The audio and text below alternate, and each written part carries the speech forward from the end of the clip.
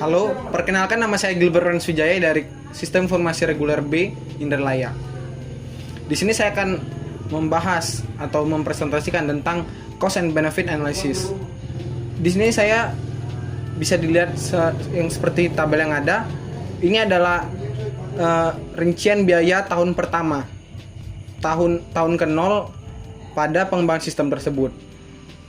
Pada pengembangan ini pertama kali ada hardware yang memakan biaya 18.800.000, kemudian ada software yang memakan biaya 200.000, kemudian ada brandware yaitu SDM itu sendiri yang memakan biaya 7.650.000, kemudian ada TK yang memakan biaya 150.000, kemudian ada biaya transport yang memakan biaya 4.900.000. Total dari pembiayaan pengembangan sistem ini pada tahun ke 0 yaitu pada awalnya tahap awal yaitu 31.700.000.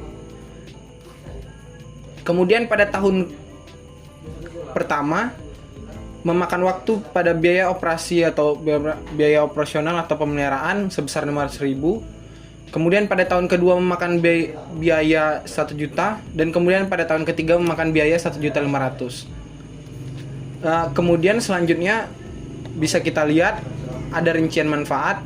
Yang pertama ada manfaat yang berwujud.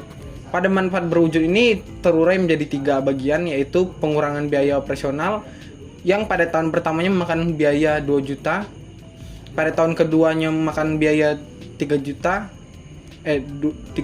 dan pada tahun ketiganya memakan biaya 4 juta. Kemudian peningkatan efisien pada tahun pertama memakan biaya 1 juta, kemudian pada tahun kedua memakan biaya 1.500.000, kemudian pada tahun ketiga memakan biaya 2 juta.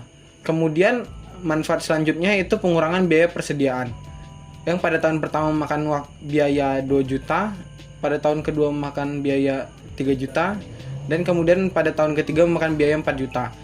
Jadi total wujud manfaat pada tahun pertama itu 5 juta rupiah, dan kemudian pada tahun kedua ada 7.500.000, dan kemudian pada tahun ketiga ada 10 juta.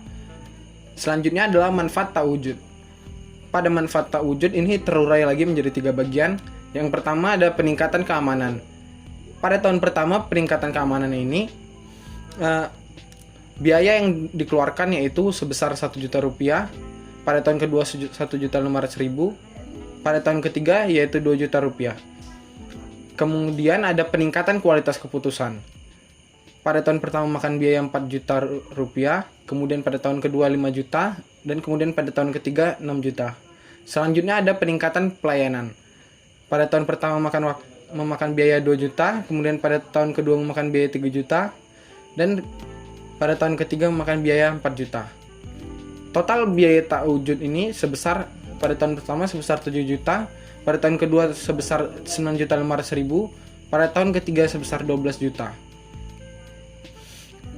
Jadi total dari semua biaya manfaat tersebut pada tahun pertama ada 12 juta, pada tahun kedua ada 17 juta, pada tahun ketiga ada 22.500.000. Proses atau selisih total manfaat dan total biaya pada tahun pertama sebesar 1.500.000, pada tahun kedua sebesar 16 juta, pada tahun ketiga sebesar 20.500.000. Selanjutnya pada analisis pertama saya akan membahas tentang analisis payback periode. Nah, di sini bisa kita lihat ada total biaya pengadaan sistem pada sistem awal atau tahun ke 0 sebesar 31.700.000, dikurang dengan biaya proses tahun pertama sebesar 11.500.000, ini hasilnya yaitu 20.700.000. Ini adalah sisa biaya pada sistem pada tahun pertama. Kemudian dikurangi lagi dengan proses pada tahun kedua sebesar 16 juta. Sisa biaya sistem pada tahun kedua yaitu 4.700.000.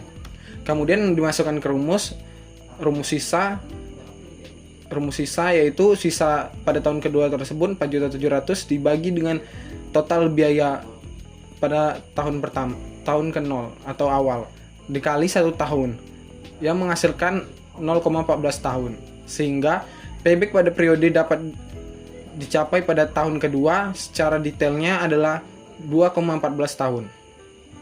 Dari fakta tadi dapat disimpulkan bahwasanya yang ditanamkan pada rancangan sistem ini akan mencapai titik impas atau break even point pada waktu 2,14 tahun.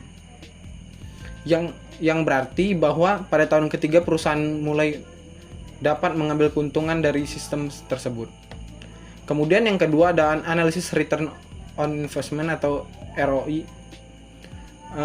Bisa kita lihat pada analisis ini, pada biaya pengadaan sistem tahun ke-0 atau awal yaitu sebesar 31.700.000 dikurang pada biaya perawatan yang tahun pertama 500.000, biaya perawatan tahun kedua sebesar 1 juta, biaya perawatan pada tahun ketiga yaitu 1.500.000. Jadi semua biaya perawatan itu ditambah atau dijumlahkan yang mendapat total biaya yaitu 34.700.000. Sedangkan total keuntungan yang didapat, total manfaat pada tahun pertama ada 12 juta, total manfaat pada tahun kedua ada 17.500.000, total manfaat pada tahun ketiga ada 22 juta. Jadi total manfaat pada pengembangan sistem ini yaitu ada 51 juta. Rumusan ROI ini sendiri, ROI adalah total manfaat dikurang total biaya dibagi dengan total biaya dikali 100%. Bisa kita lihat di sini 51 juta dikurang dengan 34.700 total biaya tadi dibagi dengan total biaya lagi dikali 100% dan mendapatkan hasil 46,97%. Artinya bahwa sistem ini akan memberikan keuntungan pada tahun ketiga sebesar 46,97% dari biaya pengembangan sistem, sehingga sistem ini layak digunakan bagi perusahaan ini. Kemudian pada ketiga ada analisis NPV atau Net Present Value. Pada analisis ini adalah rumus NPV, nilai proyek ditambah dengan proses dibagi 1 per I persen pangkat dan hingga seterusnya.